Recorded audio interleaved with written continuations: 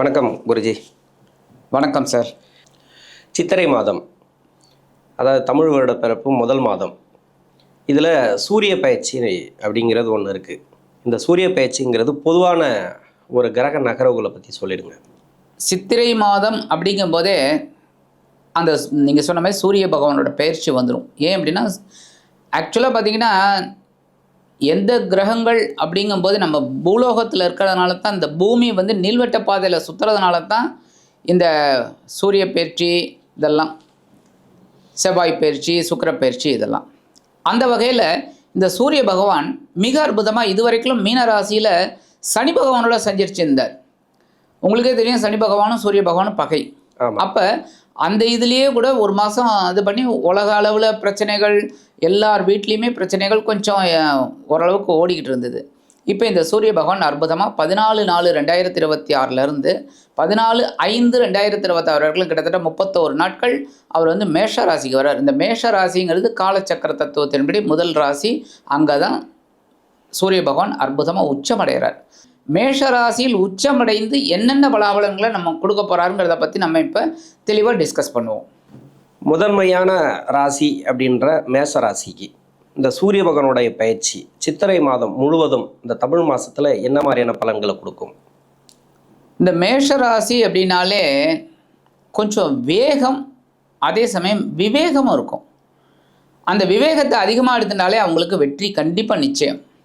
ஆனாலும் இப்போ கொஞ்சம் எல்லாருக்குமே ட்ரபிள் இருந்துட்டுருக்கு. ஏன் அப்படின்னா சனி பகவான் விரயராசிக்கு வந்ததுலேருந்தே அவங்களுக்கு கொஞ்சம் இந்த மிடில் ஏஜில் இருக்காங்க பாருங்கள், அவங்களுக்குலாம் கொஞ்சம் கஷ்டமாக இருக்குது, பதட்டம் இருக்குது. அதேமாதிரி படிக்கிற குழந்தைகள் பரவாயில்ல, ஓரளவுக்கு சக்ஸஸ், கொஞ்சம் வெளிநாடு போய் படிக்கணும் அப்படிங்கிறதெல்லாம் அவங்களுக்கு கிடச்சிருக்கு. இப்போ அந்த வகையில் இந்த சூரிய பகவான் வந்து இப்போ எங்கே வர்றாருன்னா ஜென்மராசிக்கு வர்றார். ஆக்சுவலாக ஜென்மராசிங்கிறது உங்களுக்கே தெரியும் ஹெட்டு. அப்போ தலையில் வந்து ஒரு உஷ்ணமான கிரகம் உட்கார்றது அப்படிங்கிறது சரி. ஆனால் அதே நேரத்தில் அவர் அங்கே உச்சமடைகிறார் அப்படிங்கும்போது இந்த மேஷ ராசிக்கு அவர் பஞ்சமாதிபதி, 5 குடைவர். ஸோ குழந்தைகளின் மூலமாக இருந்து வந்த குழப்பங்கள்லாம் குறையும். படிக்கிற குழந்தைகள் என்னடா இந்த மாதிரி படிக்கலையே, சோம்பேறித்தனமாக இருக்குது அப்படின்னு நினச்சவங்களுக்குலாம் இப்போ அற்புதமான ஒரு படிப்பு வர்றதுனால அவங்களுக்கு ஓரளவுக்கு மனசில் ஒரு நிம்மதி இருக்கும். அதேமாரி எதிர்பாராத இந்த வெளியூர் பயணம், ஆன்மீக பயணம் இதெல்லாம் கிடைக்கிறதுக்கு வாய்ப்பு இருக்குது. நல்லது. இப்போ படிக்கிற வயசில் இருக்காங்க இல்லையா, அவங்களுக்கு எப்படி இருக்கணும்? ஏன்னா ஜென்மராசிக்கு வராரு சூரியன், உஷ்ணமான டைம். இது வந்து கோபதாபங்கள் இருக்கும், ஒரு சில முடிவுகள் எடுக்க வேண்டியது இருக்கும், இல்லை வீட்டில் பிரச்சனைகள் கூட இருக்கலாம், அப்பா அம்மா கூட. எதுவாக இருந்தாலும் சரி, நம்ம எப்படி அனுசரித்து போகிறது? ஏப்ரல் மாதம், மே மாதம் இதெல்லாம் வந்து ஸ்கூல்ஸ் வந்து லீவ் விட்ருவா. அது நிறைய ஸ்டேட்டில் இருக்குது, நிறைய ஸ்டேட்டில் கிடையாது, அதுவும் சொல்லணும் நம்ம. அதேமாதிரி வெளிநாட்டில் இருக்கிறவங்க அவங்களுக்கு அகாடமிக் இயரே மாறும். என்ன அந்த மாதிரி குழந்தைகள் அப்படிங்கும்போது இது வரைக்கும் கொஞ்சம் அவங்க ட்ரபிளை சந்தித்தாங்க, இல்லைன்னு சொல்ல முடியாது. கொஞ்சம் மனசில் ஒரு கிளேசம், படிக்கணுமே, படிப்பு வரலையே அப்படிங்கிற மாதிரிலாம் ஒரு ஏக்கம் இருந்தது. அந்த குழந்தைகளுக்கெல்லாம் இப்போ நல்ல டேர்னிங் பாயிண்ட் கிடைக்கும். ஜென்மராசியில் உச்சமடையக்கூடிய அந்த சூரிய பகவான் நல்லது தான் பண்ணுவார் கண்டிப்பாக. திருமண முயற்சிகள் ஏதாவது கை கூடுமா?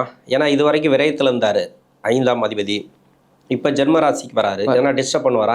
என்னதான் இருந்தாலும் உச்ச வீடு அது சூரியனுக்கு. ஏதாவது மாற்றம் கிடைக்குமா? நல்ல மாற்றமாக இருந்தால் சரி. ஆனால் இப்போ 7ஆம் பார்வையாக அவர் வந்து 7ஆம் இடத்தை பார்க்குறார். அதனால் சுபகாரிய நிகழ்ச்சிகள் நடக்கும்.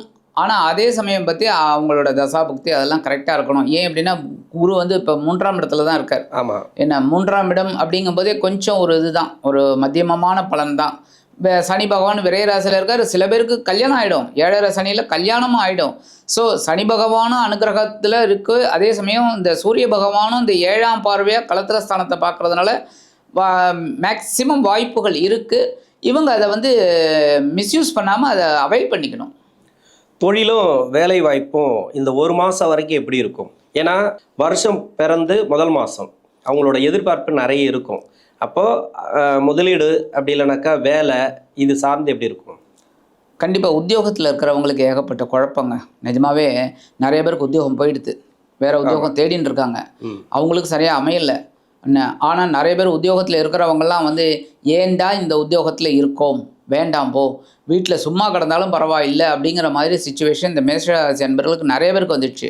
ஆனால் சில பேர் வந்து பரவாயில்லைங்கிற மாதிரி ஓட்டிகிட்டு இருக்காங்க. ஏன் அப்படின்னா அந்த கோபத்தை விட்டுட்டு அவங்க மேலதிகாரிகளை அனுசரித்து தான் போகணும், வேறு வழியில். ஏன்னா அப்படிப்பட்ட கிரக சூழ்நிலை இருக்குது. அதனால் ஏன்னா ராகு மட்டும்தான் கொஞ்சம் ஃபேவரபுளாக 11ஆம் இடத்துல இருக்கார். மற்றபடி கேது 5ஆம் இடத்துல இருந்துக்கிட்டு தான் கொஞ்சம் குழப்பத்தை கொடுத்துட்டுருக்கார். பட் இவங்க வந்து கொஞ்சம் கவனமாக இருந்தால் ரொம்ப நல்லது. அதேமாதிரி தொழில் வியாபாரம் ரொம்ப அற்புதமாக கேட்டிங்க. நிறைய பேருக்கு வந்து டென்ஷன், பிரச்சனை, என்ன ஏகப்பட்ட நோட்டீஸ் வந்திருக்கு அவங்களுக்கு. எப்படின்னா பேங்க்கில் லோன் வாங்கிட்டாங்க, அந்த பேங்க் லோன் கட்ட முடியல, அந்த மாதிரிலாம் வந்து ஃபோனுக்கு மேலே ஃபோன் வந்து போய் அவங்க அதை சரி பண்ணியிருக்காங்க, இல்லைன்னு சொல்ல முடியாது. அவங்களுக்கெல்லாம் இப்போ ஒரு டேர்னிங் பாயிண்ட் கிடைக்கும்.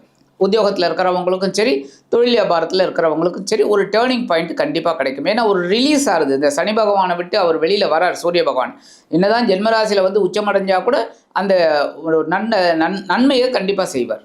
அதாவது விலகிறாரு, சனியை விட்டு கொஞ்சம் விலகிறாரு. அதுவே பெரிய பாக்கியம். ஒரு நல்ல ஒரு இதுதான். ஏன்னா பூர்வ புண்ணிய ஸ்தானாதிபதி இது வரைக்கும் குழந்தைகள் ரீதியாக பிரச்சனைகள் இருக்கலாம், இல்லை அப்படி இப்படி போயிருக்கலாம் ஒரு சில பேருக்கு. திருமண வாழ்க்கைங்கிறது இந்த மாதத்தில் எப்படி இருக்கும்? திருமணம் பண்ணுறவங்களுக்கும் சரி, திருமணம் பண்ணவங்களுக்கும் சரி எப்படி இருக்கும்? இந்த மேஷராசி நேயர்கள் எப்போவுமே திருமண வாழ்க்கை, அதாவது இல்லற வாழ்க்கையில் அவங்க வந்து ரொம்ப அற்புதமாக செயல்படக்கூடியவர்கள்.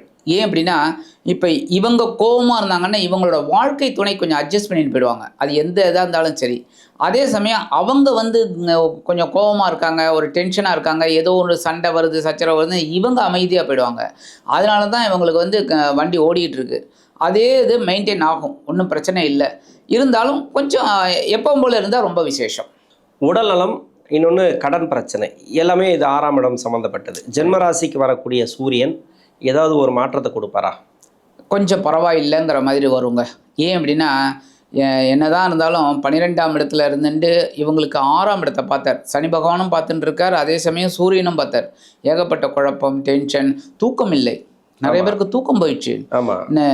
நிறைய பேர் வந்து தூக்க மாத்திரை போட்டு சாப்பிட்டேன், படுத்துட்டேன், ஒன்றும் தூக்கம் வரல அப்படிங்கிறாங்க. அந்த அளவுக்குலாம் நிறைய ஒரு அந்த சயனம் கொஞ்சம் கஷ்டமாக இருந்தது.